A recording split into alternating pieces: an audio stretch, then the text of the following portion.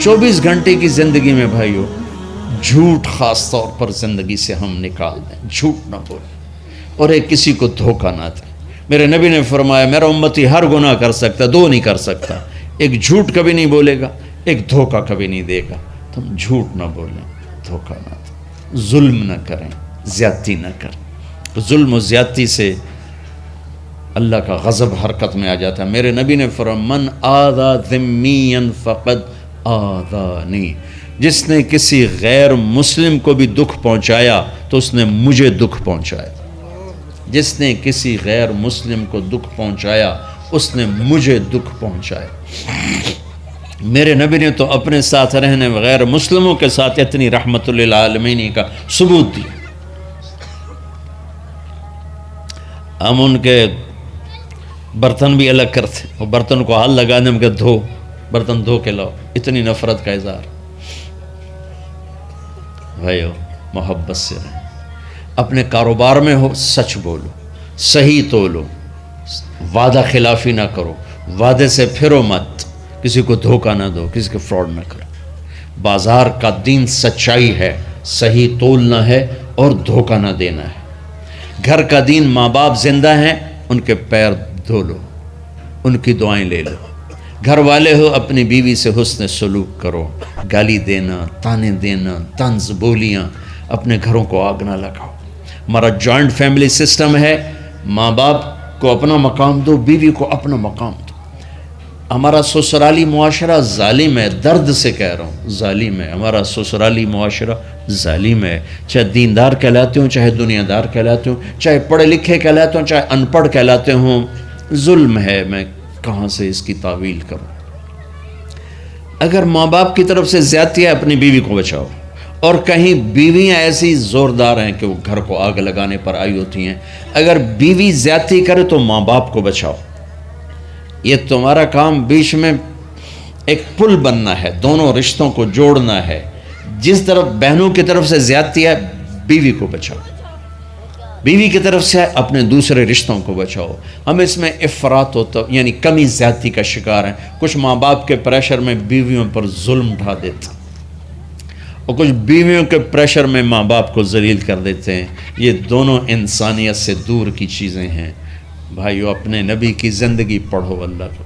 میرے نبی کی ایک حدیث سناؤں، میرے نبی نے فرمایا یہ جو میرے مدینے والے لوگ ہیں نا یہ بڑے اچھے ہیں، ان کے گھر میں جب کسی کی ڈولی اترے نا تو اسے یوں لگتا ہے جیسے میں اپنے ماں باپ کے گھر ہی آ گئی۔ یہ چند دن پہلے میں نے حدیث پڑھی تو مجھے بڑا مزہ آیا کہ میرا تو مستقل مضمون بیان کرتا رہتا ہوں۔ آپ نے فرمایا کہ یہ جو میرے انصار ہیں مدینے والے، ان کے گھر میں کسی کی ڈولی آ جائے تو اسے یوں لگتا ہے جیسے اس کو اپنے ماں باپ اور ساس سسروں میں کوئی فرق ہی نہیں نظر آتا کہ یہ ایسے اچھے اخلاق کے لوگ ہیں۔ چلو اگر یہ نہیں ہو سکتا تو کم از کم یہ نفرت تو نہ ہو، لگائی بجھائی، لڑائی جھگڑے، طلاقوں کی شرح بڑھ چکی ہے صرف زبان کی بدتمیزی پر، صرف زبان کی بدتمیزی پر، صرف زبان کی بدتمیزی پر طلاقوں کی شرح بڑھ چکی۔ بھائیو اپنے اخلاق سے اپنے رشتوں کو جیتو۔ ماں باپ کا دل جیتنا ہے، بہن بھائیوں کا دل جیتنا ہے، اپنی بیوی کا دل جیتنا ہے اچھے اخلاق کے ساتھ۔ بیوی کے ذمہ خاوند کا دل جیتے اچھے اخلاق کے ساتھ، ساس سسر کا دل جیتے اچھے اخلاق کے ساتھ، اپنے بہن بھائیوں کا دل جیتے اچھے اخلاق کے ساتھ۔ میرے رب کی قسم تم چپ رہنا سیکھ لو، عزت تمہارے قدموں میں آ کے گرے گی۔ جواب نہ دو، چپ ہو جاؤ، اللہ عزت تمہارے قدموں پہ لا کے کھڑا کر دے، تمہارے قدموں میں آ کے اللہ عزت کو گرائے گا۔ اولاد کو عزت دو، اولاد کو عزت دو، اولاد کو عزت دو، ان کو ٹائم دو، پھر یہ ساری زندگی تمہارے غلام بنے گے۔ 3 سال کے بچے کو اسکول میں دھکا دے دیا، آیا تو ٹیوشن والے کے پاس بھیج دیا اور خود اپنے مزے کیے، تو یہ اولاد کبھی تمہاری نہیں ہوگی۔ انہیں ٹائم دو اور اولاد کی خواہشات کا خیال کرو، ان پر ایسے ماں باپ ہونے کی ایسی دھونس مت جماؤ۔ آج کل اولاد نافرمان ہے، آدھا قصور ماں باپ کا ہے، آدھا اولاد کا ہے، کہ یہ وہ شفقت اور وہ محبت اور وہ ٹائم نہیں دیتے، اس سے آگے بات خراب ہو جاتی۔ اور ایک بڑا حساس موضوع ہے، رشتے ناتوں میں اولاد کی رعایت کرو، اپنی اولاد کی پسند ناپسند کا خیال کرو، ان پر مسلط مت کرو۔ اولاد سے کہتا ہوں کورٹ کی شادیاں نہ کرو، عشق معشوقی کی شادیاں نہ کرو، یہ 99.9% ناکام ہو جاتی ہیں۔ زندگی اور چیز ہے، عشق معشوقی اور چیز۔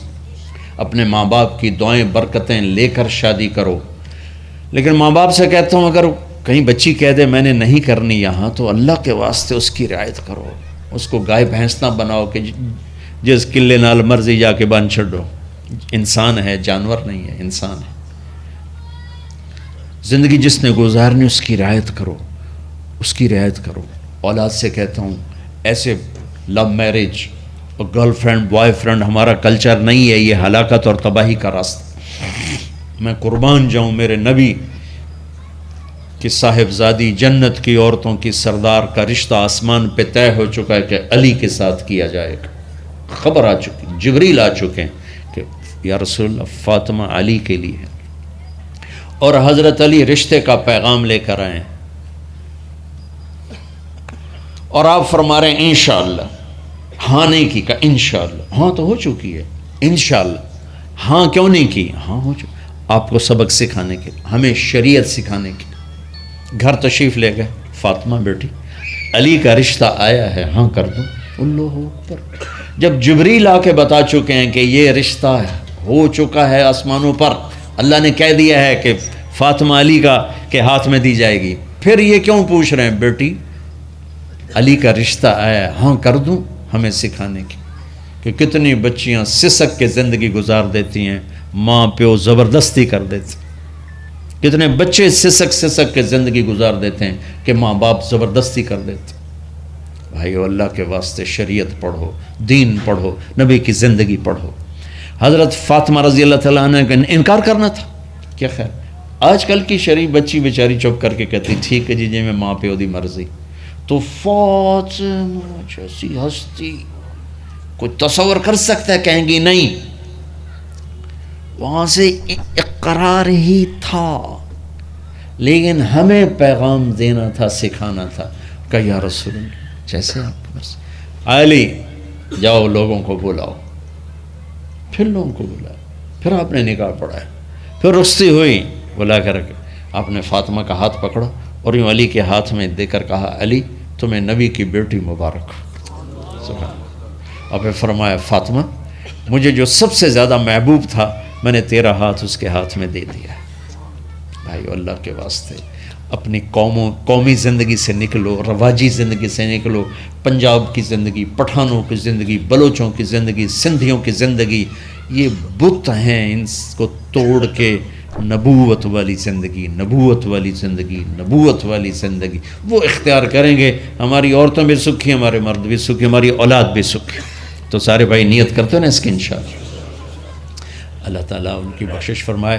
تو آپ بھائیوں ایک تو جہاں مرکز ہے اسماعیل وہاں جایا کرو، جمعرات کو آپ کا فائدہ ہوگا۔ آپ کے پاس مسجد میں جماعت آ جائے ان کے ساتھ بیٹھا کرو، اس سے آپ کو انشاءاللہ فائدہ ہوگا۔ مہینے میں 3 دن جایا کرو، اس سے آپ کو انشاءاللہ راستہ ملے گا۔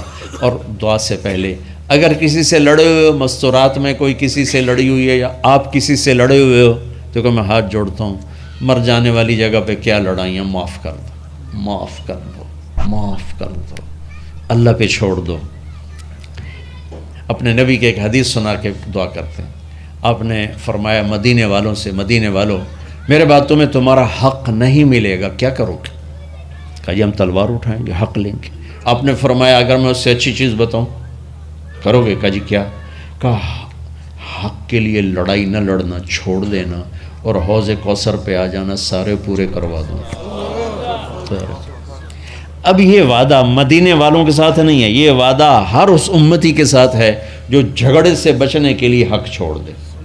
اپنا حق لو، کوشش کرو، لیکن اگر لڑائی کی شکل ہے واپس ہو جاؤ کہ یا رسول اللہ آپ کے حوالے۔ آپ نے مدینے والوں میں ہمیں بھی شامل کیا ہے، جس کا حق مارا جائے اور لڑے نہیں، چھوڑ دے، صبر کر جائے، میرے انتظار کر آنکھیں بند ہونے کا کہ میرا نبی تیرا وکیل ہوگا اور اللہ جج ہوگا، ان ویکھیا فیصلہ کہیں دا ہوندا ہے۔ پھر تم اپنے حبیب کو اپنا وکیل بنا لو۔